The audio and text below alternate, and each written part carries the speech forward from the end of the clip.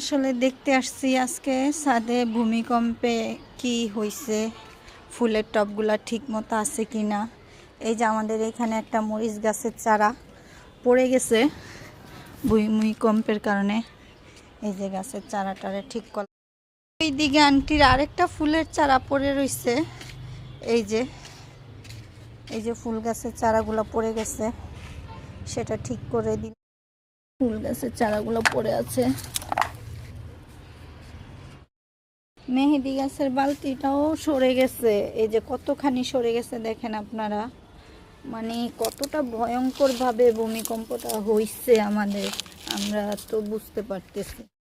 কেউ আরেকটা ফুল গাছের চারা বাঁকা হয়ে গেছে, এই যে এদিক থেকে উপরে গেছে, এই যে বাঁকা হয়ে আছে। কি একটা অবস্থা হইছে দেখেন আপনারা। এদিকটা সবগুলাই ঠিকঠাক আছে, চারাগুলো দেখতেছি। হায় রে দুনিয়া, হায় রে মানুষ, হায় কত রংবাজি এই দুনিয়াতে বাইসা থাকলে, কত দাপট, কত কি, কত অহংকার না। অহংকার এত দাপট কোথায় যাবে? এক নিমিষে শেষ হয়ে যাবে। আজকে তো আল্লাহ তাআলা দেখাই দিল, যে পারে সে তো দেখাই দিল, এক সেকেন্ডে সব উলট পালট করে দিল।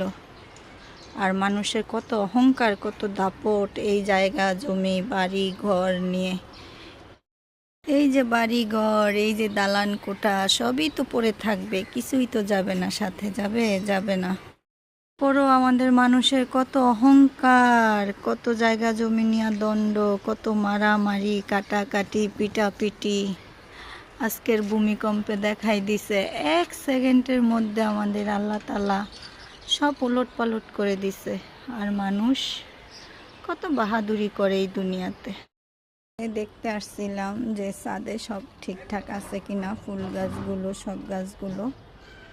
তো দেখলাম অনেক গাছের টপই পড়ে গেছে, বা এই যে বড় বড় টপগুলা নড়ে গেছে।